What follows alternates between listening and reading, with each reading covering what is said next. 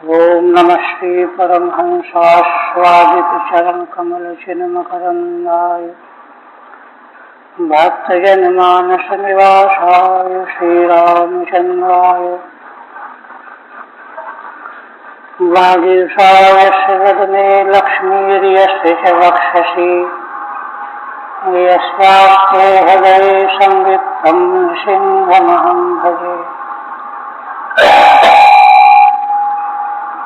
विश्वसर्ग विसर्गादि नवलक्षण लक्षितम् श्रीकृष्णाख्यं परं धाम जगद्धाम नमामि तत्।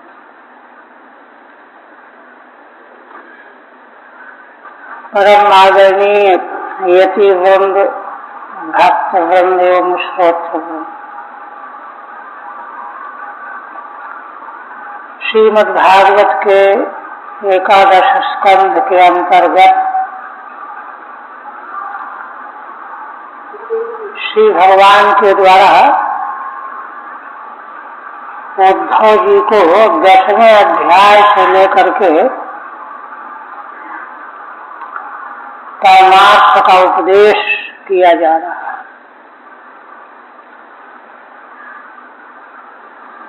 भगवान ने पहले ज्ञान मार्ग का निरूपण किया और फिर कहा कि इसके अनुसार यदि तुम अपने मन को निर्विकार बना करके आत्मनिष्ठ करने में असमर्थ हो तो भक्ति मार्ग का आश्रय लो। और भक्ति मार्ग का भगवान ने आरंभ स्वरूप में बताया कि सबसे पहले सारे कर्म मेरे लिए करना आरंभ करो। मनसा वाचा कर्मा, जो कुछ भी क्रियाकलाप करते हो उसको भगवद अर्पण बुद्धि से करो।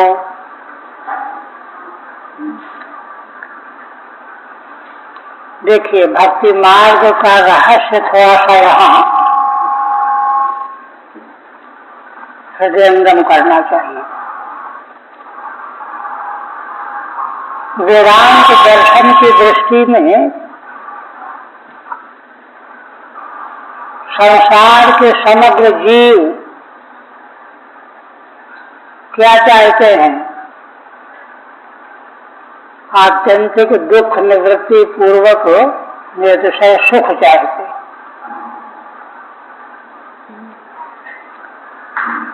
किंतु इसमें चाह तो सबकी यही है, किंतु इस चाह को प्राप्त करने का मार्ग उन्होंने गलत ले रखा है। वे संसार के संसर्ग से दुख निवृत्ति और सुख चाहते, जो तीनों काल में असंभव है, कभी संभव नहीं।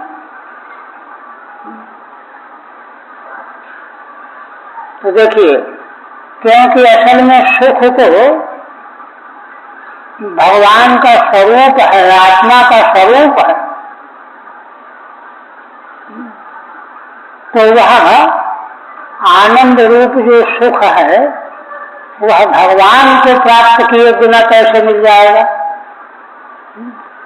तो बात क्या आई कि खोज तो प्रकारांतर से भगवान की ही है, सुख और आनंद के रूप में। जो भगवान हमारी आत्मा स्वरूप ही हैं, खोज तो उन्हीं की है, किंतु जीव अज्ञान के कारण जानता नहीं है। इसीलिए भगवान भक्ति मार्ग के आरंभ की नींव ये बता रहे हैं कि पहले संसार से संबंधित सारे कर्मों को मेरे लिए करना शुरू करो, मुझको बीच में लाओ। अभी तक तो तुम संसार के अलावा कुछ देख ही नहीं रहे हो, देह और देह और संसार। और यह मूर्खता करते करते करोड़ों जन्म बीत गए। तीसरे स्कंध में मैत्रेय जी ने जब प्रश्न किया विदुर जी ने तो यही कहा, करोड़ों जन्म बीत गए और आकांक्षा पूरी नहीं हुई। वहां एक बात और कही गई है कि फिर भी जीव की मूर्खता क्या है कि देखो कोई प्रयत्न करने पर जब वस्तु नहीं मिलती है तो प्रयत्न करना व्यक्ति बंद कर देता है, हटाओ नहीं मिलता तो जाने। लेकिन संसार के जीव उसी भटकाव में लगे हुए हैं। संसार के दौड़ भाग कम नहीं हुई, मिला भी कुछ नहीं। इसलिए वो मिल तो सकता ही नहीं। सुखमस्यात् मनोरूपम। अवधूत भगवान ने दत्त प्रहलाद जी को बताया कि अरे सुख तो इस आत्मा का स्वरूप है, तुम उसको कंकड़ पत्थर में ढूंढ रहे हो, रेगिस्तान में पानी ढूंढ रहे हो। तो इसलिए भक्ति मार्ग का आरंभ यहीं से है कि सारे क्रियाकलाप भगवान के लिए करना आरंभ करो। देखिए यहाँ से भगवान ने संकेत रूप में भक्ति मार्ग का आरंभ किया था। अब उसके संबंध में बड़ी चर्चा करते हुए पहले भक्ति का स्वरूप भी देखिए बताया गया। और देखिए भक्ति का स्वरूप जो भगवान ने अपने मुखारबिंद से वर्णन किया है, इसको खिलवाड़ की तरह से नहीं समझना चाहिए और करना चाहिए। भगवान की वाणी है, एक एक अक्षर जो है शिरोधार्य करने वाला है। किस प्रकार से 11 पूजा के अधिष्ठान भगवान ने बताए,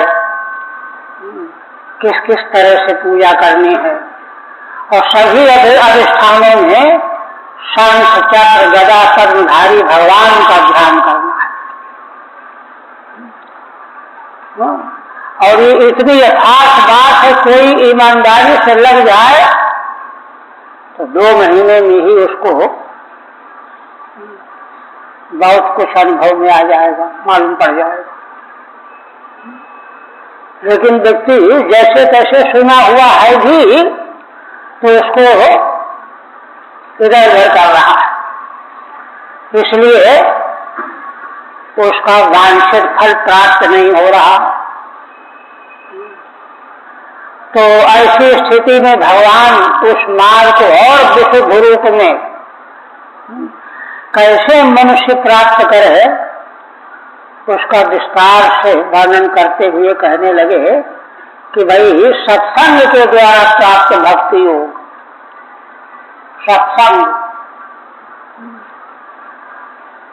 सत्संग माने सत्पुरुषों का संग, संत महान पुरुषों के संग से भक्ति प्राप्त होगी। वही आग लगी हुई लकड़ी के सन्निधि में बिना आग वाली लकड़ी भी आग पकड़ लेती है, ऐसी है यह भक्ति। और भगवान ने इसको इतना महामहिम करके बताया कि और जितने साधन हैं, शांत है, योग है, व्रत है, उपवास है, स्वाध्याय है, त्याग है, तपस्या है, ये तो एकमात्र कारण मात्र। कारण माने है ना सहयोगी। अंतरंग साधन क्या है? इन साधनों को करते करते अंतःकरण की शुद्धि हो जाने पर भगवान की भक्ति प्राप्त हो जाए, सत्संग में मन लगने लगेगा। इसलिए साक्षात जो है फल देने वाले नहीं है, है ना। शब्दपेक्ष है, भगवान ने शब्दपेक्ष शब्द कहा। इनको और कुछ चाहिए तब ये अंतिम फल देंगे। और किंतु सत्संग जो है अब विचारी फल देने वाला है, उससे निश्चित रूप से फल प्राप्त होगा। यह कह करके फिर भगवान ने 12वें अध्याय में इसी को और स्पष्ट करने के लिए क्या है, बल्कि उसका पूरा स्वरूप प्रकट करने के लिए भगवान उपदेश कर रहे हैं।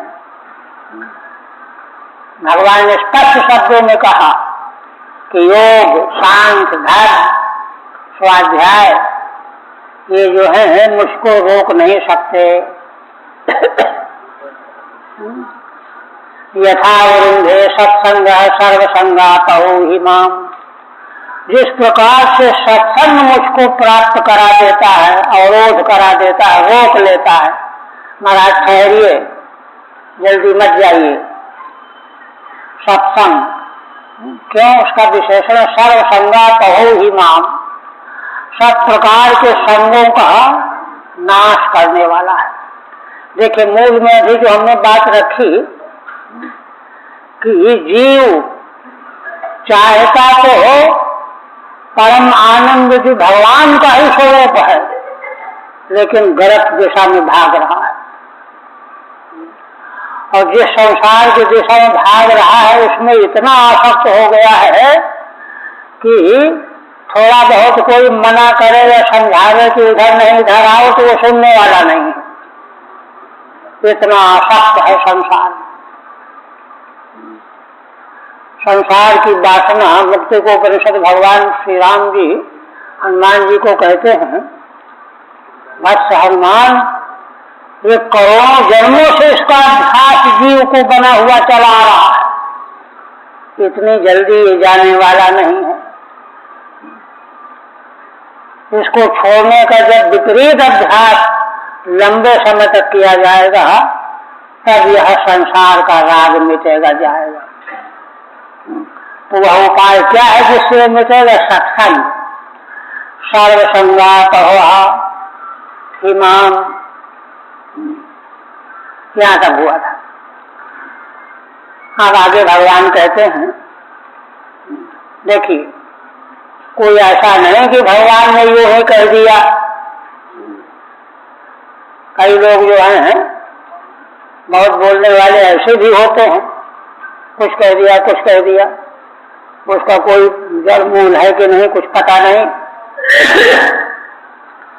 किंतु भगवान की वाणी देखिए, सत्संगे ही दैते याति भानाम मृगा खगा गंधर्वा सरसो नागा सिद्धाचारण गुह्यका। भगवान कहते हैं कि उद्धव जी देखो, सत्संग के द्वारा ही शब्द का यथ अर्थ है, हेतु अर्थ में है। ये निपात जो है हेतु अर्थ में है, क्योंकि सत्संग के द्वारा ही दैतेया मैंने द्वितीय पुत्रा दैतेया याति भाना राक्षसा मृगा पशवा खगा पक्षिण गंधर्वा सरसो नागा, गंधर्व अप्सराएं नाग, सिद्धचारण गुह्यक किन्नर, विद्याधरा मनुष्येषु वैश्या शूद्रा स्त्रियों। विद्याधर और मनुष्य लोक में वैश्य शूद्र स्त्रियां अंत्यज तक भी, इनका उल्लेख क्यों किया? कहते हैं रजस तमस प्रकृतया, है ना। इन मनुष्य योनि में वैश्य शूद्र स्त्रियों की रजोगुणी तमोगुणी प्रकृतियां होती हैं। चारों वर्णों का जहाँ स्वरूप व्यक्त किया गया है वहां सतोगुण से ब्राह्मण और रज मिश्रित सतोगुण से क्षत्रिय, तम मिश्रित रजोगुण से वैश्य और तन्नो गुण से सु। तो इसलिए उन गुणों के आगे गुणों की महिमा अग्रिम अध्याय में बहुत उच्च कोटि का विषय आएगा। गुणों का ही तो सारा दारो मदार है संसार। इसलिए सारी साधना गुणों के बीच में उलझी हुई रहती है। कहते हैं इसलिए तस्मिन् युगे न भ, ये सब भगवान गिना रहे हैं। ये उस युग में, तत्त युग में है ना, कभी किसी युग में कोई, कभी किसी युग में कोई, इस तरह सामान्य कथन कर रहे हैं। टीका या विधाना राक्षसा, अधिक टीका की आवश्यकता भी नहीं। बहवो मत्पदम प्राप्ता स्वास्थ्य काया भवादया। भगवान कहते हैं बहुत सारे मेरे भगवत पद को प्राप्त कर चुके हैं।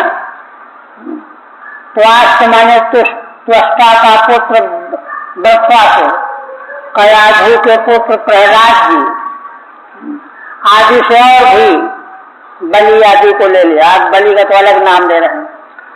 वृषपर्वा बलिर्बाणो भयश्चाथ विभीषण, सुग्रीवो हनुमान दीक्षो गजो गृद्धो वणिक्कथा, व्याध कुब्जा ब्रजे गोप्यो यज्ञ पत्न्यस्तथा परे। भगवान कहते हैं ये सारे के सारे, बहुत सारे मुझ भगवान के पद को प्राप्त हो गए हैं। त्वष्टा के पुत्र वृत्रासुर प्रहलाद जी, वृषपर्वा ये दैत्य थे। बलिर्बाणो बलि, बाणासुर है ना, मयासुर, विभीषण, सुग्रीव, हनुमान, वृक्ष माने जांबवान, गज, हाथी, वो इंद्रद्युम्न राजा को जो साथ हुआ, गृध्र, जटायु, वणिक्कथा, तुलाधार वैश्य, व्याध, धर्मव्याध जनकपुर में रहते थे। कुब्जा, ब्रज का नाम ले रहे हैं भगवान। कुब्जा ब्रजे गोप्यो यज्ञ पत्न्यस्तथा परे। ब्रज में रहने वाली गोपियां, ये तो इसी द्वापर की ही बात। यज्ञ पत्नियां, मथुरा के ब्राह्मणों की दीक्षित ब्राह्मणों की पत्नियां, यज्ञ पत्नियां। इसी प्रकार से और भी बहुत सारे। त्वाष्टो वृत्र कायाधव प्रहलाद, ऋक्षो जाम्बवान, ऋक्ष कहते हैं जाम्बवान को, गृद्धो जटायु, वणिक्कथा तुलाधार, तुलाधार वैश्य, व्याधो धर्म व्याधा। महाभारत में इनका मंगल में व्रत वर्णन किया गया है। यज्ञ पत्नी दीक्षित भार्या, दीक्षित याज्ञी के ब्राह्मणों की पत्नियां यज्ञ पत्नियां। ये कहा। अब इनकी और महिमा बता रहे हैं, क्योंकि भगवान ने ये कहा है ना कि सत्संग जो है अकेला ही उद्धार करने के लिए पर्याप्त है। दूसरे उपाय अकेले अकेले उद्धार करने वाले नहीं। यह बात भगवान स्पष्ट कर रहे हैं। कहते हैं कि देखो, तेनाधीत श्रुतिगणा नोपासित महत्तमा अव्रता तत्ततः सत्संगान मामुपागता। इन लोगों ने न तो श्रुतियों का अध्ययन किया, और श्रुतियों का अध्ययन करने के लिए महान पुरुषों की गुरुकुल में जाकर के सेवा करनी पड़ेगी, नियम से रहना पड़ेगा। ऐसे थोड़ा श्रुति का अध्ययन मिल जाएगा। तो नोपासित महात्मा, ये कहीं गुरुकुल में जाकर के न तो वेदों का अध्ययन किया, न महान पुरुषों की उपासना सेवा की। तो कहा अच्छा और कुछ व्रत वगैरह किया होगा? कहा ना, अव्रता तप्त तपसा, कोई व्रत नहीं, कोई तप नहीं।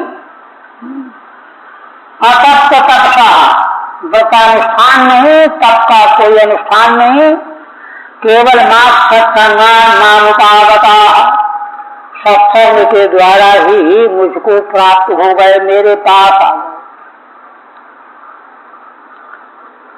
ठीक है।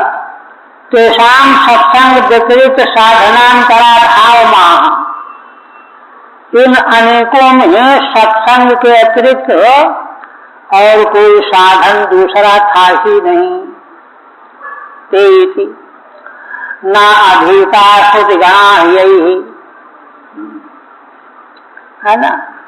और देखिए पीछे भगवान ने, ध्यान रखिए, पीछे भगवान ने जो श्रुतियों को खूब अच्छी तरह से अध्ययन किए हुए हैं, अर्थ जान रहे हैं, लेकिन परिनिष्ठित नहीं हुए, कुछ नहीं, उन्होंने ये कुछ नहीं अध्ययन किया। न गीता श्रुतिगणा यही तदर्थम च लोकाशिका महात्मा यही, और श्रुतियों के अध्ययन करने के लिए महान पुरुषों का संग नहीं किया, सेवा नहीं की।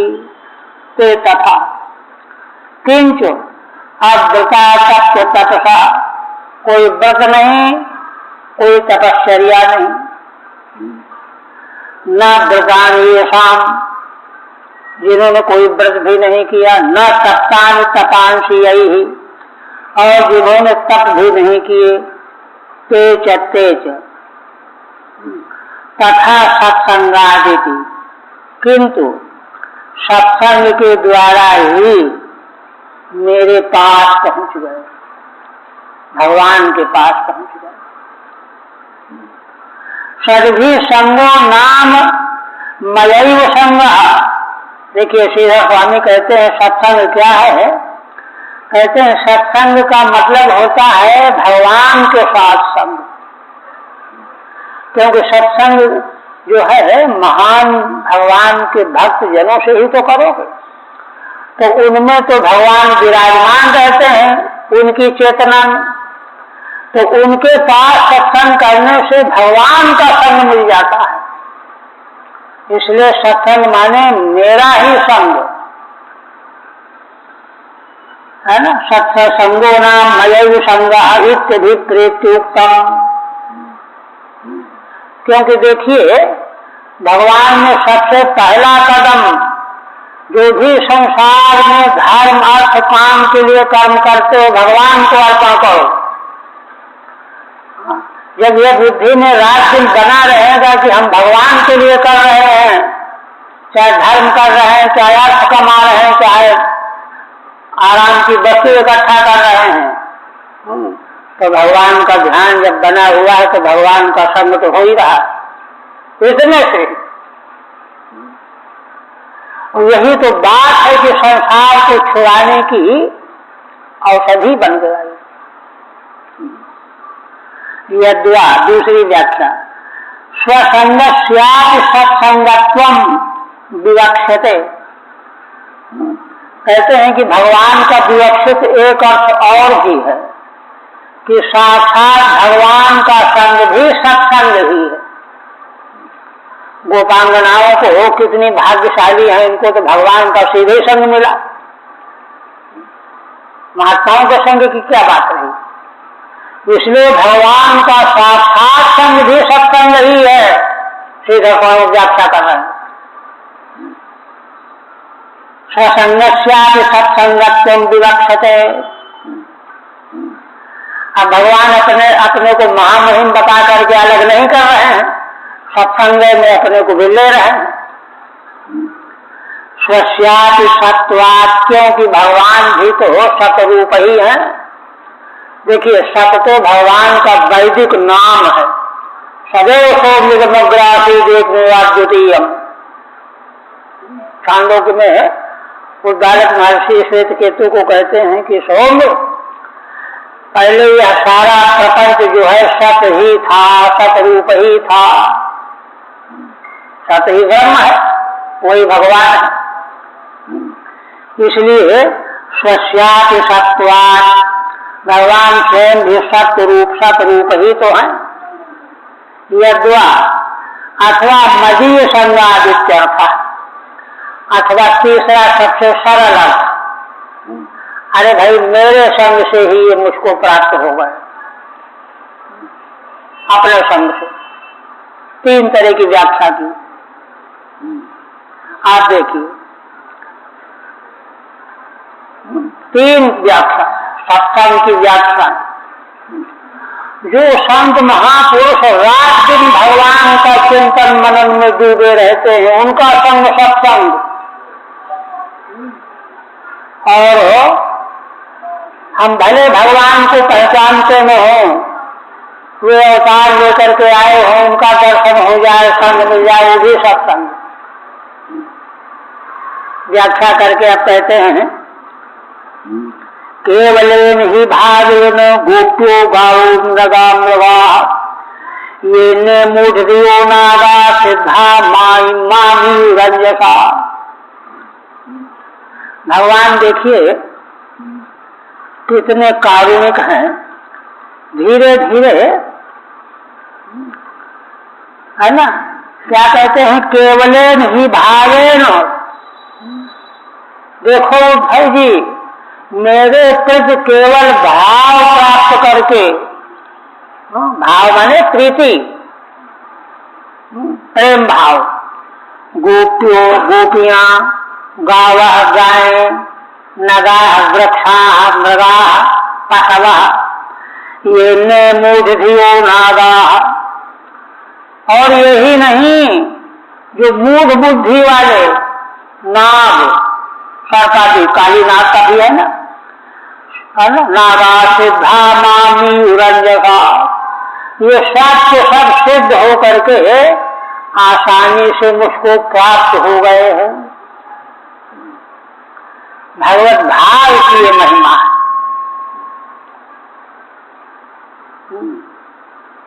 मामी रंजसा। ठीक है।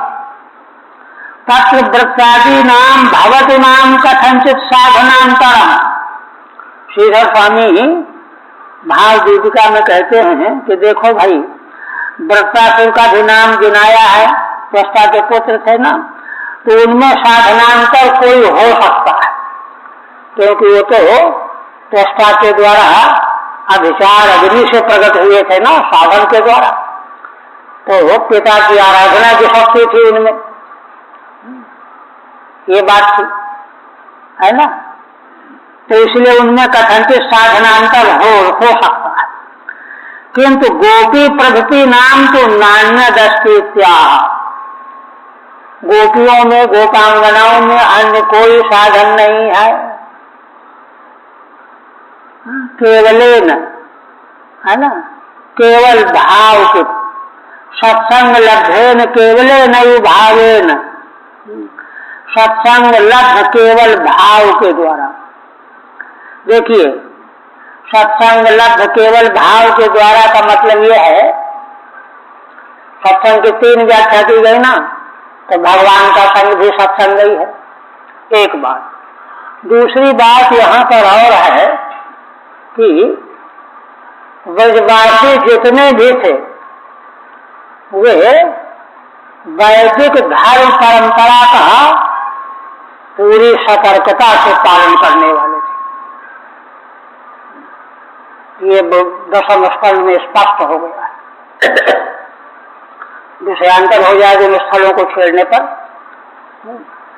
इसीलिए वहां पर बड़े बड़े महान संत, महान पुरुषों का दर्शन उनको मिलता रहता था। गर्गाचार्य स्वयं ही आए थे नंद जी के यहाँ, वसुदेव जी ने उनको प्रेरित करके भेजा था, तो नंद बाबा ने कितना उनका आदर किया। जो उद्गार नंद बाबा ने व्यक्त किए, अपना अवभाग्य बनाया और कहा कि देखो आप लोग तो, हम जो गृहस्थी लोग, संसारी लोग घर के अंधे कुएं में गिरे भटक रहे, पड़े हुए हैं, उनका उद्धार करने के लिए आया करते हो। आपको क्या चाहिए? किसी प्रयोजन को लेकर के महान पुरुष थोड़े कहीं जाते हैं। ये उद्गार आनंद बाबा के। जब तक वैदिक सदाचार के धर्म का पालन नहीं होगा, ये विचार, ये उद्गार निकल नहीं सकते। इसीलिए देखिए भगवान की लीला में वर्णन आया है कि गोपियों भगवान को जब पूतना ने स्पर्श किया तो गोपियां उनको झाड़ने लगी गौ की पूंछ से, गोमूत्र से। फिर उनको ध्यान आया कि अरे हम लोग पहले शुद्ध होकर के तब झाड़ना चाहिए, तो आचमन किया, हाथ पैर धोया, कुल्ला किया। ये परंपरा से आचार अगर मालूम नहीं तो कैसे करेंगे? और फिर से किया भगवान के नाम ले लेकर के, अमुक भगवान इनके जो है बालक के सिर की रक्षा करें, इनके नेत्र की रक्षा करें, पांव की रक्षा करें, सब वर्णन है, सब लोग जानते हैं आप लोग। ये जो है प्रमाणित है इस प्रकार का। तो तब जो है ऐसे महान समाज में संतों का आगमन होता रहता है। तो इसलिए सत्संग लब्धेन, है ना। अच्छा, उधर जो है ये पत्नियों का जो उल्लेख आया है तो उनके बारे में मूल में आया है बड़े बड़े महान पुरुषों के द्वारा उनके वक्तव्य को सुन रखा था कि भगवान ऐसे हैं, भगवान अवतार लेकर के आए हैं, ऐसे हैं, ऐसे हैं, देखा नहीं था।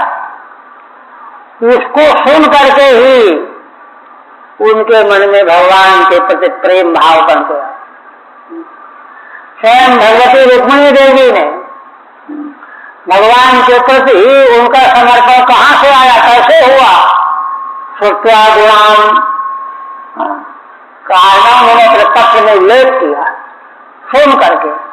हाँ, तो सुनना कब मिलेगा? सत्संग होने पर ही तो मिलेगा। राज दरबार में महान संत आया करते थे, उन्होंने भगवान की महिमा का वर्णन किया। वही सत्संग से उनको भगवान के प्रति भाव बन गया, प्रीति बन गई। ये सत्संग, सत्संग की महिमा की व्याप्ति बताई जा रही है। सत्संग लब्धेन केवले नहीं भावेन, सत्संग से उनको क्या मिला? भगवान के प्रति भाव मिल गया, भगवत भाव प्राप्त हो गया। भावेन प्रीत्या नगा यमलार्जुनादय, यमलार्जुन नागा कालियादया यद्वा तदानीम तनानाम। इतने नहीं, श्रीधर स्वामी कहते हैं कि भगवान के उस लीला, है ना, प्रकाशन के समय सार्वतरु गुलमादी नाम की भगवती भावो अस्थिति गम्यते। वृंदावन के सारे वृक्ष, है ना, गुलमादी झाड़ियां, लताएं, सबके मन में भगवान के प्रति ही प्रीति भाव बना हुआ था। ये तो वर्णन आया भगवान के लीला चरित्र के कथन के प्रसंग में। तदुक्तम भगवत वो कहते ये बात दशम स्कंध में लीला के प्रकरण में स्वयं भगवान कहते। बलराम जी के साथ, ग्वाल बालों के साथ भगवान यमुना किनारे किनारे चले जा रहे हैं बछड़ों को जल पिलाने के लिए। तो रास्ते में जंगल के वृक्ष जो हैं फूल फलों से लगे हुए हैं, गदगद हैं, उनकी डालें झुकी हुई हैं। तो भगवान के ऊपर ग्वाल बालों को छाया कर रहे हैं। तो उत्प्रेक्षा करते हुए भगवान कहते, भगवान का वक्तव्य वहां बलराम जी के प्रति कि भैया बलराम देखो ये वृक्ष कितने भाग्यशाली हैं जो आपके चरण देवताओं के द्वारा पूज्य हैं। आज आपके उन्हीं चरणों को छू लेना चाहते हैं। ये भगवान कह रहे हैं। तो इसका मतलब क्या हुआ कि वे वृक्ष कोई सामान्य नहीं थे, वे सब जन्म जन्मांतर के सिद्ध संत थे। वही कह रहे हैं अहो अमी देव बरा भरार्चितम पादाब्जंते सुमना फलाभाम नमन्तु पादाय सुखाधिरात्मनस्तमोपहत्यै तर्जन्म यत्कृतम इत्यादि। एक उदाहरण दिया, कई पद्य है वहां पर। भगवान कहते हैं, हे देवताओं में श्रेष्ठ बलराम जी के लिए, अमी तरवः वृक्षा, ये वृक्ष लोग अमराचितम से पादांगम, आपके चरण कमल देवताओं के द्वारा अर्चनीय है, पूजनीय है, पूजे जाते हैं। उन्हीं चरण कमलों को, है ना, सुमन फलाधाम, सुमन, सुमन माने फूल और फल, भगवान के चरणों में पूजा करने वाले फूल पर चाहते हैं कि नहीं, तो सुमन फलाधाम, आपके चरण कमल ही फूल और फल चढ़ाने के योग्य हैं, या मान करके नमन्तु पादाय सुखाधिरात्मना। इसीलिए व्यक्ति भगवान की प्रतिमा में चढ़ाता है तो हाथ से चढ़ाता है ना, तो वृक्षों के हाथ गया, शाखाएं वृक्षों के हाथ, उन्हीं से फूल फल लेकर के आपके चरणों में समर्पण कर रहे हैं। नमन्तु पादाय सुखाधिरात्मना तमोपहत्य, क्यों कर रहे हैं? तमोपहत्य, अपना ज्ञान दूर करने के लिए। भगवान की आराधना के बिना ज्ञान हो सकता। तमोपहत्य कर्जन्म यत् कृतम्, इसीलिए इनको मालूम पड़ गया था कि भगवान अवतार लेकर के आएंगे, तो पहले से वृक्ष रूप में जन्म लेकर के आ गए कि अनुष्ठान करेंगे, भगवान की पूजा अर्चा करेंगे तो हमारा ज्ञान सब नष्ट हो जाएगा, ये महिमा है इत्यादि। कितने आश्चर्य की बात है कि स्थावर, अरे देखिए लक्ष्मण तो वर्णन आया है कि पाषाण नदियां, जिनको हम जल समझते हैं, पत्थर शिलाएं, सब सिद्धा कृतार्थ संत प्रातु, सिद्ध कृतार्थ संत लोग, इन सबों ने मुझको प्राप्त कर लिया, भगवान उद्धव जी को बता रहे हैं। फिर कहते हैं कि देखो इस प्राप्ति की महिमा भगवान बता रहे हैं। देखिए कोरा ज्ञान जो है, इसका मुकाबला नहीं कर सकता कोरा ज्ञान। भगवान क्या कहते हैं? यम योगेन सांख्येन दान तपोध्वरैः व्याख्या स्वाध्याय संन्यास प्राप्नुयात् यत्नवानपि। देखिए कहते हैं उनको वापस से मिल गई जिन भगवान की प्राप्ति योग के द्वारा, समाधि सांख्य के द्वारा, आत्मा अनात्मा का विवेक, दान तपोध्वरैः। क्या टीका रह गई क्या उसकी? नहीं हो गई। अच्छा दान तपोध्वरैः, दान व्रत उपवास तपस्या अध्वर माने यज्ञ, व्याख्या स्वाध्याय संन्यासैः, व्याख्या करना, संन्यास ग्रहण करना, स्वाध्याय करना, प्राप्नुयात् यत्नवानपि। ये सब क्यों किया जाता है? इसलिए कि इन यत्नों के द्वारा भगवान की प्राप्ति हो जाएगी, किंतु यत्न करते हुए भी प्राप्त नहीं कर पाते लोग। ये देखिए, ठीक है, स्वप्राप्ति दुर्लभता, भगवान की प्राप्ति की दुर्लभता। एक बात और ध्यान देने की है, 10वें स्कंध में 14वें अध्याय में ब्रह्मा जी ने जब भगवान की स्तुति की, बहुत मार्मिक बात कही। क्या कहा है? कहा कि देखो भगवान का जो वेदांत वेद तात्विक स्वरूप है, शास्त्र जिसको बताता है, उसका आकलन कर लेना तो फिर भी आसान है। गोस्वामी जी का दोहा भी इसी अर्थ का है, निर्गुण रूप सुलभ हयति सबो न जानै को। कि सगुण रूप को कोई नहीं जान पाता।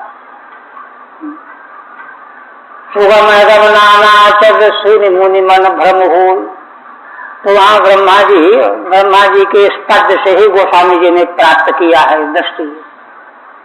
ये कहो एक बात ये, हाँ तो देखो शास्त्र में यूं ही थोड़े कह दी गई कोई बात, रहस्य है ना इसमें। और दूसरी बात वहीं ब्रह्मा जी ने एक और कही है, कहा है कि देखो भगवान, देखिए तो मैं आश्चर्यचकित हो रहा हूं कि संसार के प्राणी कितने बुद्धू हैं। क्यों बुद्धू हैं? कह रहे हैं कि जो संसार तीनों काल में है ही नहीं, भूत भविष्य वर्तमान, उसको सही देख रहे हैं। और जबकि तीनों काल में सब कुछ आप ही है जगत के रूप में, उनको नहीं देख रहे हैं। वास्तविक में जो भगवान है उनको नहीं देख रहे हैं। इसलिए क्या मतलब हुआ, सारा जगत भगवत स्वरूप दिखना चाहिए, दिख नहीं रहे हैं। और जो संसार तीनों काल में है ही नहीं, उसको सत्य माने बैठे। ये दोनों चीजें बड़ी उत्कृष्ट कोटि की हैं। तो कह रहे हैं कि देखो स्वप्राप्य दुर्लभता यमिति योगादि कृत प्रयत्नों की यम न प्राप्त। योगादिकों के द्वारा बड़ा प्रयत्न करके भी जिनको व्यक्ति प्राप्त नहीं कर पाता, तम माम ही उस मुझको इन लोगों ने प्राप्त कर लिया। एक पूर्वेण अन्वय, पूर्व में अन्वय हो जाएगा पहले वाले पद में। आत्मचा प्रथमम या गोप्य पश्चादयो वा श्रीकृष्णेन सह संगता ते संतस्तत्संगो अन्येषां सत्संगस्तेन च तेषां भक्तिरिति ज्ञातव्यम। श्रीधर स्वामी कहते हैं कि भाई देखो, सत्संग से इनको भक्ति कैसे मिल गई है ना। प्रथमम या गोप्य, पहले जो गोपियां पशुवादी भगवान के साथ में रहे, भगवान के अवतार के साथ ही रहे, ते संत है ना। तो भगवान के साथ रहने से ही भगवान का संग ही सत्संग मिला उनको। सत्संग भगवान का संग, सत्संग की 3 व्याख्याएं की गई ना। और बाकी दूसरे जैसे वृक्षों को भी कहा गया है ना, अन्य शाम सत्संग, तो उनके जन्मांतर के संस्कार थे सत्संग। तेन च तेषां भक्ति रीति, उस पूर्व जन्म के सत्संग के प्रभाव से भगवान के प्रति उन वृक्षादिकों में भक्ति प्रकट हुई। इस ज्ञातव्यम, ऐसा जानना चाहिए। भगवान के प्रति भगवत भाव ही जीवन का पुरुषार्थ है ना। और यही असल में है स्वस्वरूप का अनुसंधान। विवेक शिवरामणि भगवान शंकराचार्य क्या कहते हैं, स्वस्वरूपानुसंधानम भक्ति विधीयते, है ना। भगवान की भक्ति क्या है ना, अपने स्वरूप का अनुसंधान ही भक्ति है। क्यों? क्योंकि हमारा स्वरूप क्या है, भगवान को कहा गया सर्वात्मा है भगवान ही सबकी आत्मा है। तो जब भगवान सबकी आत्मा है तो उन्हीं को तो हम ढूंढ रहे हैं, अपने स्वरूप को ही तो ढूंढ रहे हैं, आत्मा को ही ढूंढ रहे हैं, वही तो भगवान है। स्वस्वरूपानुसंधानम भक्ति विधीयते। अब आगे कहते हैं 9 के बाद, रामेण सार्धम मथुरां प्रणीते स्वाफल्किना मयि अनुवक्त चित्ता विगाध भावेन्न मे वियोगोति ब्राधौन्यम ददहु सुखाय। देखिए पीछे जो 10वें स्कंध में वर्णन आया है भगवान के लीला चरित्र के सब उसकी एक तरह की समीक्षा है। वहां मूल्यवान वस्तु क्या है उसको यहाँ भगवान व्यक्त कर रहे हैं। कह रहे हैं कि उद्धव जी स्वफलकिना अक्रूर के साथ, बलराम बड़े भाई के साथ, बलराम जी के साथ जब अक्रूर जी मुझे मथुरा लिया ले गए, उस समय गोपियों को क्या दशा हुई? मय्यन्वत चित्ता, उनका चित्त मुझ में कितना अनुरक्त था। विराट भावेन नमे वियोगो तीव्राधौन्यम ददहु सुखायो, मुझसे अलग होकर के, वियुक्त होकर के इतना भाव उनका विराट था मेरे प्रति कि भगवान कहा के ओझल होते ही नमे वियोग तीव्राधौन्यम ददहु सुखायो, मेरे वियोग से तीव्र जो मानसिक क्लेश हुआ उनको, आधी माने मानसिक क्लेश है ना, तीव्र भया, तीव्र आधी, तीव्र क्लेश है ना, जैसे कि कोई है ना तेल के कड़ा डाल दे, ऐसा क्लेश, संताप। ऐसी स्थिति में उनको अन्यम सुखाय नग्न हो, उनको ये नहीं कि चलो बाल बच्चों को पालन करेंगे सुख मिल जाएगा, घर का काम करेंगे सुख मिल जाएगा, ये काम वो काम, कुछ भी उनको सुख देने के लायक रहा ही नहीं। भगवान की प्राप्ति संसार का इस प्रकार से जब त्याग हो जाता है तब मुअस्सर होती है। वही कह रहे हैं भगवान, ददसो सुखाय। ठीक है, गोपी नाम भावम प्रपंचयति, है ना, गोपांगनाओं के दिव्य भाव का भगवान अपने मुखारबिंद से निरूपण कर रहे हैं। रामेण चतुर्भि, 4 पद्यों से। स्वफलकिना, सफल वही अक्रूर जी, अक्रूरेण मई प्रणीते सती, मुझको जब अक्रूर जी लिया ले गए मथुरा, है ना, मैं मत तो अन्यम सुखाय न ददहु हूँ, तो मेरे वियोग में गोपियों ने अन्य किसी को भी सुख देने वाला नहीं देखा कि इसमें मन लग जाएगा, मन बहल जाएगा। कुतः, क्यों?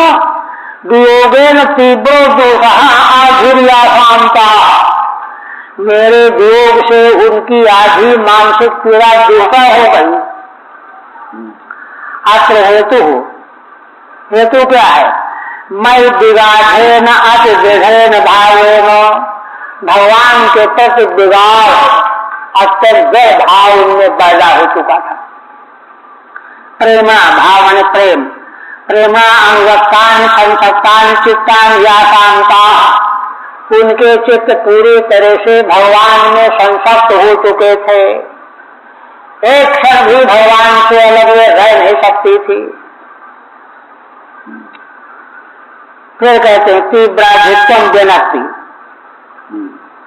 काष्ठा खपा श्रेष्ठतमेन नीता, मलयो वृंदावन भूचरेण, क्षणा भवत्ता पुनरंगतासाम हीना मया कल्प समा बभू।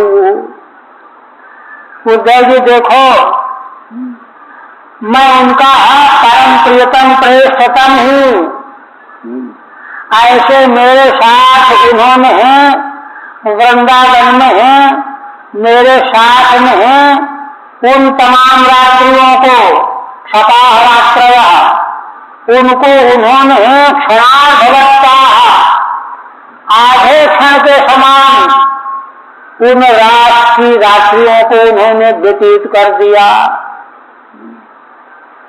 माने सुख में समय छोटा हो जाता है। ब्रह्मा की रात्रि के समान जैसी रात्रि, बहुत तरह के विकल्प वहां बताए जाते हैं। हाँ, फिर भी वे रात्रियां आधे क्षण के समान निकल गई, बीत गई। किंतु हीनामया, जब मैं उनसे दूर हुआ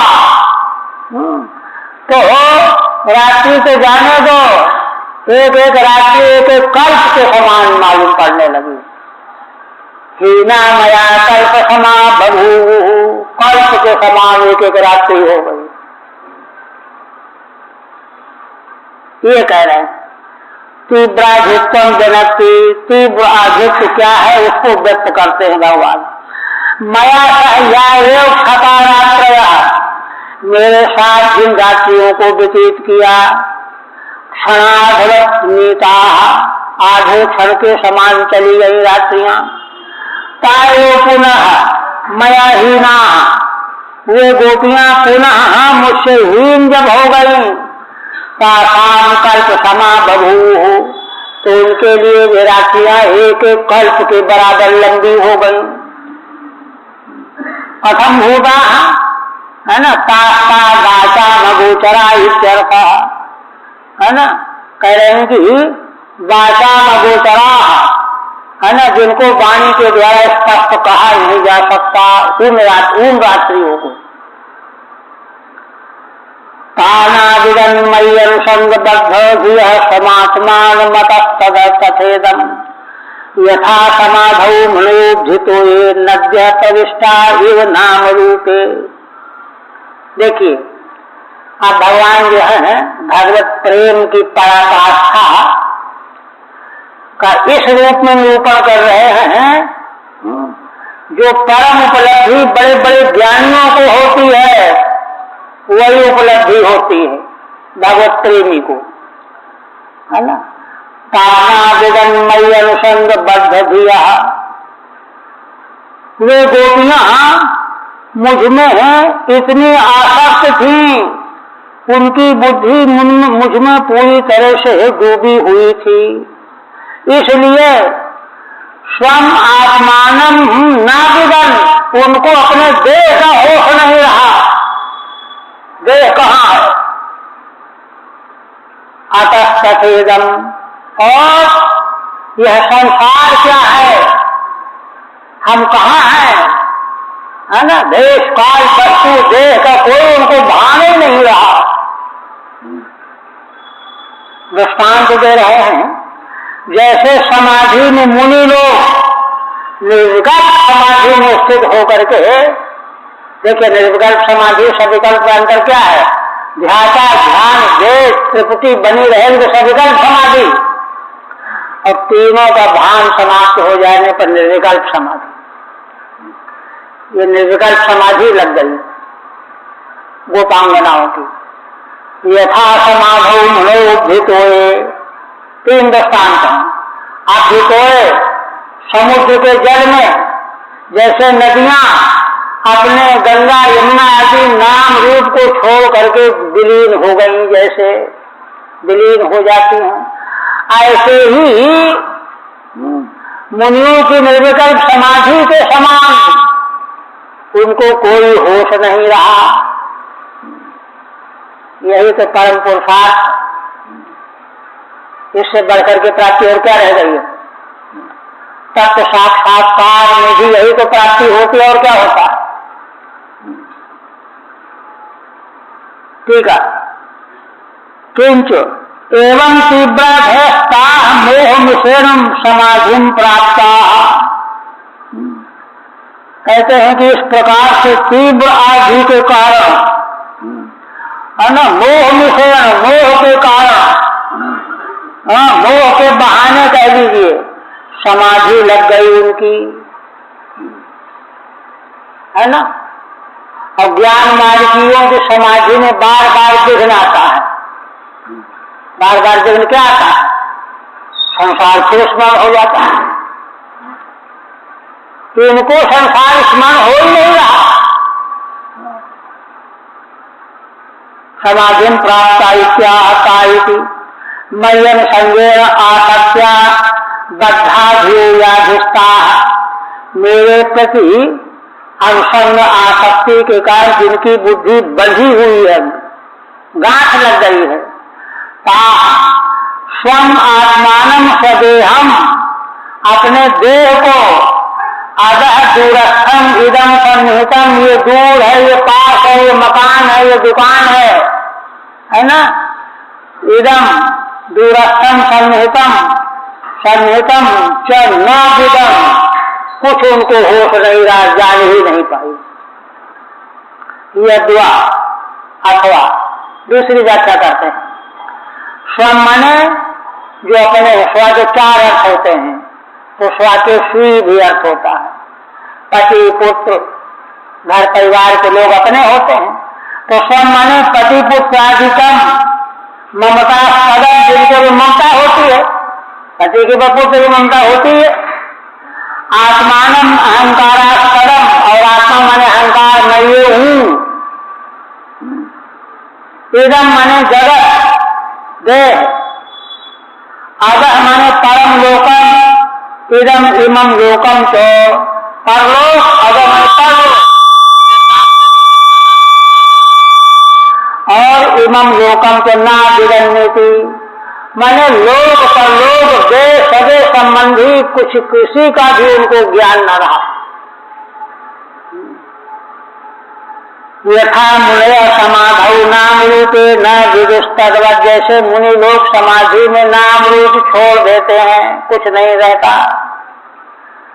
किंतु अभितो न दैव मई प्रविष्टा इत्यन्वय, है ना, बल्कि समुद्र के जल में जैसे नदियां नाम रूप छोड़ करके विलीन हो जाती है, ऐसे मुझ में प्रविष्ट हो गई। ये भगवान वर्णन कर रहे हैं। मत्कामारमणं जारम अस्थरूप विदो बला, ब्रह्मां परमं प्रातुः संगात् शत सहस्रतः। अब देखो कुछ लोग अल्पज्ञ लोग, मूढ़ लोग भगवान की दिव्य रास लीला के प्रसंग को लेकर के नाना प्रकार के बकवास प्रश्न करते हैं, तो उसकी बात भी भगवान यहाँ ले आए। अब देखिए, कोई शंका कहाँ से रहेगी? साक्षात भगवान जब उत्तर दे रहे हैं, समाधान कर रहे हैं, वहां तो उत्तर हो ही चुका है, भगवान सुखदेव जी ने समाधान कर दिया। किंतु यहाँ भगवान क्या कह रहे हैं?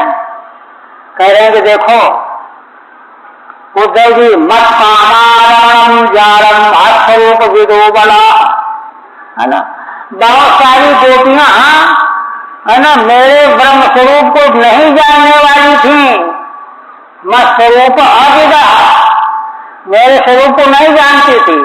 बहुत संख्या तो जानने वालों की थी, किंतु बहुत सारी नहीं जानती थी। गोपियों की तो बहुत संख्या थी ना, तो जो स्वरूप को नहीं जानने वाली थी, उनका कल्याण कैसे हुआ? देखिए भगवान स्वयं कह रहे हैं। कहते हैं क्या जानती थी? वे केवल मात्र मुझको कमनीय परम पुरुष पति के रूप में मानती थी। रमा, रमयते रमा, रमण कराने वाला कामनीय रमा, ऐसा जानती थी।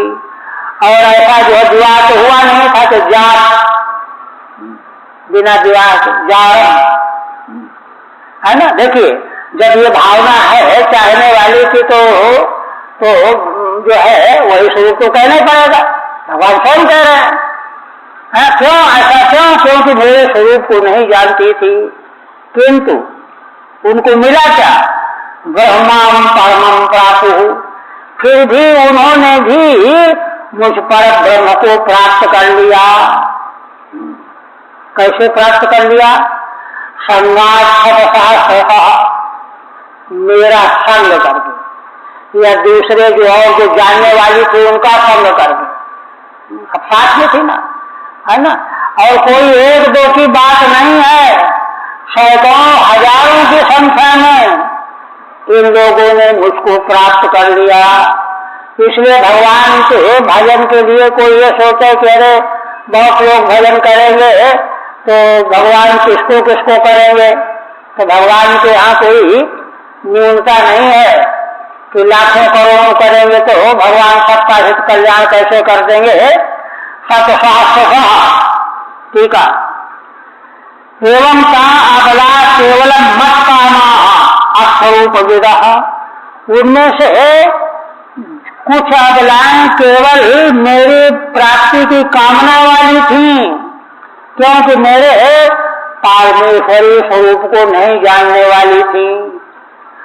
स्वरूपम तो न जानती, है ना, स्वरूप को नहीं जानती थी। तथापि तत्संगात जारम ब्रह्मचार्य बुद्धि वेद्यमपि, है ना, सत्संग के प्रभाव से क्या हुआ, माने जार बुद्धि उनकी बनी तो सही, लेकिन किसके प्रति बनी? ब्रह्म के प्रति, भगवान के प्रति, है ना। महाराज उदाहरण देते थे, जैसे किसी को कोई मणि मिल जाए लेकिन पहचानता नहीं है ना, सोचे कि बड़ी चमकदार है, इसको चलो वहां रख देंगे तो शोभा बढ़ेगी, कांच है कोई, लेकिन नहीं समझता कि मणि है, और ले करके ले आया। जब दूसरे लोगों ने कहा है ये तो मणि है, कहा मणि है, मैं तो जानते ही नहीं था कि मणि है। उसी तरह से वे नहीं जानती थी कि ये परमात्मा है। पांच बुद्धि से मणि, जैसे मणि ही मिलेगी, कांच थोड़ा मिलेगा, वैसे ही वस्तु शक्ति जो है ज्ञान की अपेक्षा नहीं करती। हम मत कोई पी ले भूल में कि हम शरबत पी रहे हैं, अमर कर देगा कि नहीं कर देगा? तो थोड़े कहेगी ये हमको जानता नहीं, हम अमर नहीं करेंगे, ऐसा नहीं कहेगा। जहर कोई पी लेगा अनजान में तो मार डालेगा, ये नहीं कहेगी तो हमको जानता नहीं, हम क्यों मारे? वस्तु शक्ति ज्ञान की अपेक्षा नहीं करती। ब्रह्म स्वरूप में मां धर्मम प्रापुरित्यर्थ, ब्रह्म स्वरूप ही मुझको प्राप्त किया, है ना। तस्मात, देखिए यहां तक भगवान ने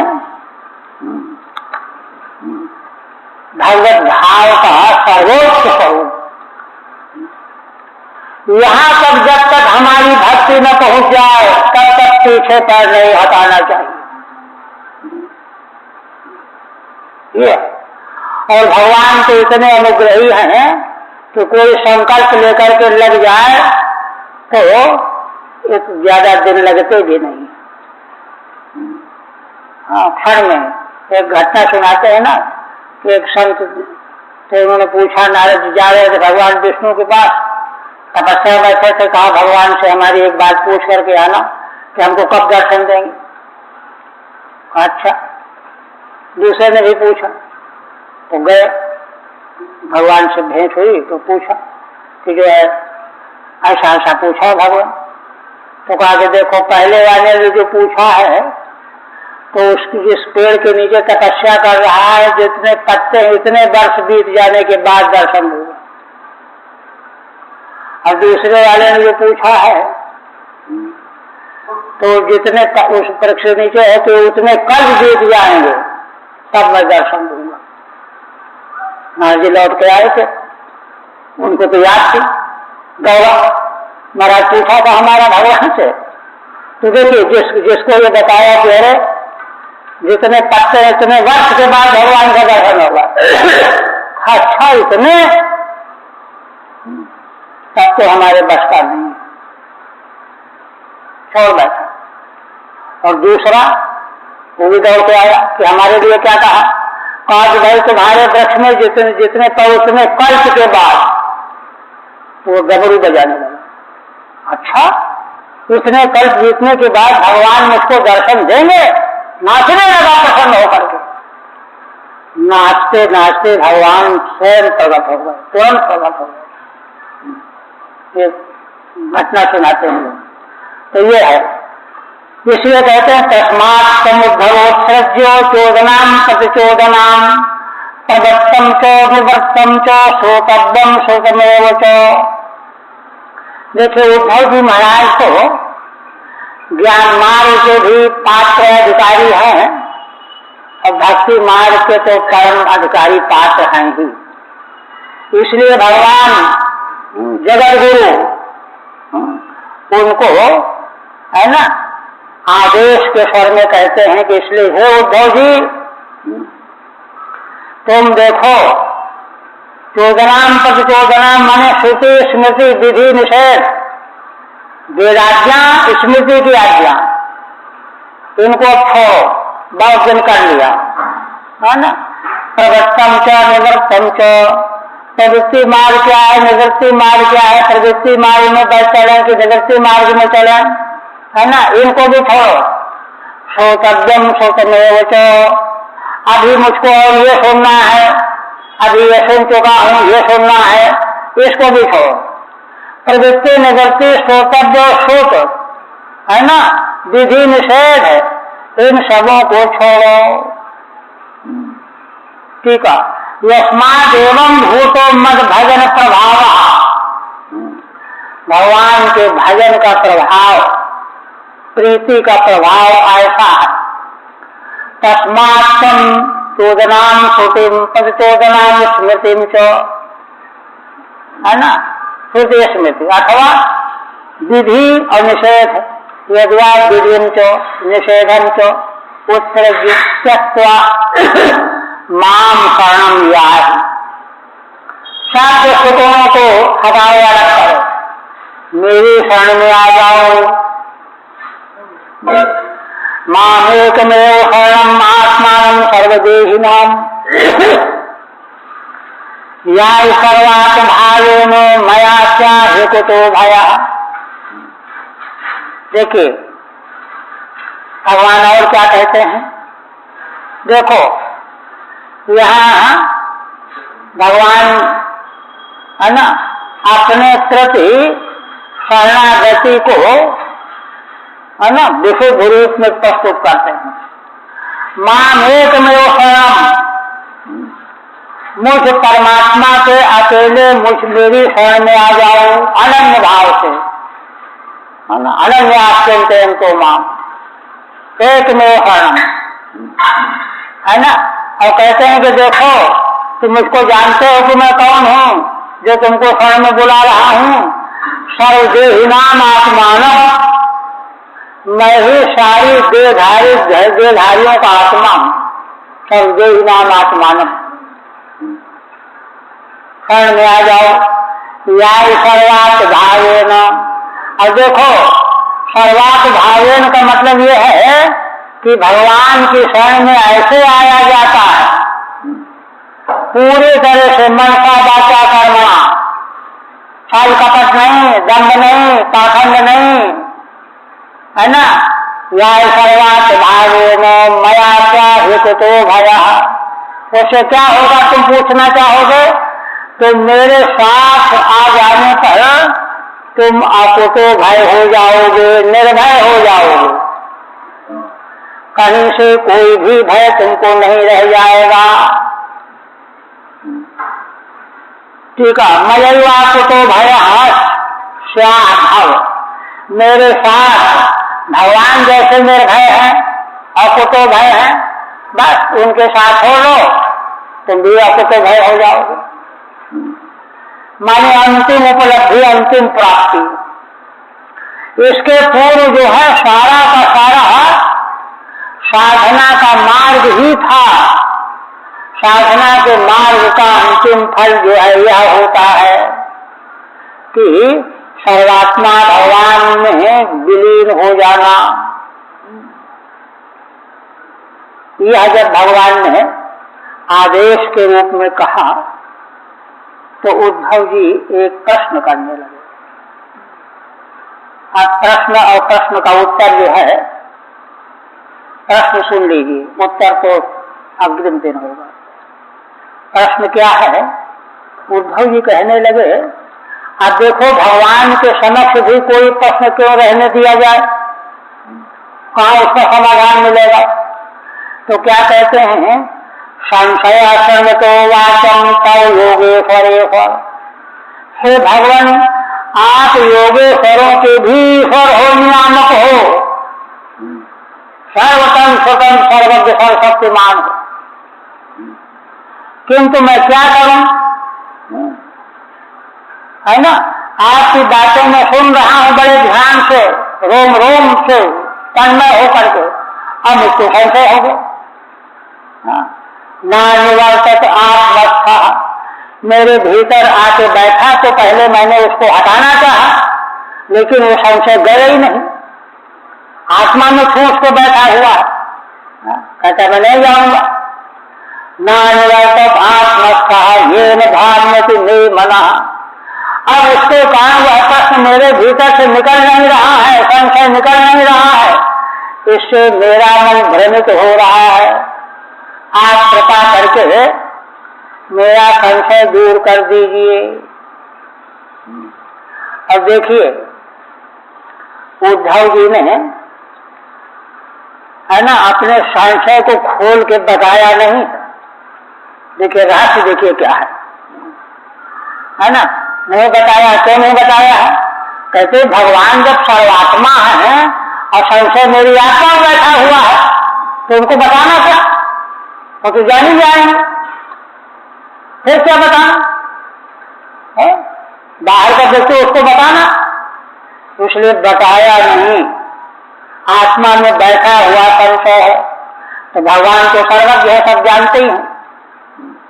ठीक है, देखिए पूर्वम तावत, देखिए संशय क्या है, श्री स्वामी उसको खोल रहे हैं। पूर्वम तावत मयोदितेषु अवैता स्वधर्मेषु, 10वां अध्याय जहां से भगवान का उपदेश आरंभ हुआ है ना। अवधूतोपाख्यान के अनंतर असंभावना की निवृत्ति कर देने के बाद भगवान का उपदेश यहीं से आरंभ हुआ। तो वहां भगवान ने क्या कहा है कि मैंने जो नाग पांचराग आदि ग्रंथों में कहा है उसका आचरण करो और अविरोधे में धर्म करने लगे रहो। इत्यादिना कर्म कर्तव्य नित्युक्तम, शुरू में आपने ऐसा कह करके मेरे लिए कर्म कर्तव्य बताया। इदानीं तो सर्वं त्यक्त्वा मां शरणं याहि, और इस समय आप यह कह रहे हैं कि सब कुछ छोड़ करके मेरे शरण में आइए।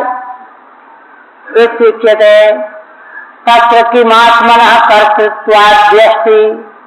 अब देखिए संशय का स्वरूप क्या है। सामान्य व्यक्ति के संशय का रूप अलग होता है, दिव्य व्यक्ति का संशय और तरह का होता है। क्या? तत्र किमात्मनः कर्तृत्वाद्यस्ति। देखिए प्रश्न यह है कि क्या आत्मा में कर्तृत्व भोक्तृत्व है क्या? भगवान ने तो ज्ञान के प्रकरण बताया कि आत्मा कर्ता भोक्ता है ही नहीं, मीमांसा का पूरा खंडन किया। तो मेरे लिए जब आपने बताया कि ये करो ये करो ये करो, तो वास्तव में कर्तृत्व है क्या? कर्तृत्वाद्यस्ति ना शिवा। और आपने बताया कि आत्मा में कर्तृत्व भोक्तृत्व है नहीं, तो है कि नहीं है? एक बात कह रहे कि ये करो और दूसरे कह रहे कि कर्तृत्व वास्तव में है नहीं, तो मैं भ्रमित हो रहा हूं कि आत्मा में कर्तृत्व है कि नहीं है, आत्मा कर्ता भोक्ता होता है कि नहीं होता है। ना शिवा इत्यात्मस्थ आत्म विषय, यह आत्म विषय संशय है मेरे भीतर। संशयो न निवर्तते, और ये निकल नहीं रहा है। बहुत समझाने की चेष्टा मैं कर रहा हूं अपने आप, है ना। अथवा दूसरी व्याख्या देखिए, यद्वा कर्म कार्यम त्याज्यम। आपने दो जगहों पर दो तरह की बात बताई। श्रीमद् भगवद गीता में भी अर्जुन ने इसी तरह का प्रश्न किया है कि एक और तो आप कहते हो ज्ञान योग श्रेष्ठ है और दूसरे मुझको कर्म में लगा रहे। यद्वा कर्म कार्यम त्याज्यम, कर्म करना चाहिए कि त्याग देना चाहिए। ये त्यागमस्थो हृदयस्था संशयो न निवर्तते, मेरे हृदय में संशय बैठा हुआ निकल नहीं रहा है। इति प्रक्षति संशय इति येन संशयेन। अब इसके बाद भगवान का उत्तर प्रारंभ होगा 8 पद्यों में, और ये 8 पद्य जो आगे आने वाले हैं इसमें समग्र वेदार्थ भरा हुआ है। सारा का सारा वेद का जो तात्पर्य है, अर्थ है, वह भगवान ने अष्ट से लेकर के इसी पर्यंत। क्यों? क्योंकि साधन और साध्य का समग्र निर्णय हो जाने के बाद तब भगवान की बात का समझ में आएगा। माने कौन कर्ता होने लायक है, कौन त्यागने लायक है, कैसा आत्मा का कर्तृत्व कैसा होता है और त्याग कैसा होता है। यह रहस्य बड़े गंभीर ढंग से आगे प्रस्तुत किया जाएगा।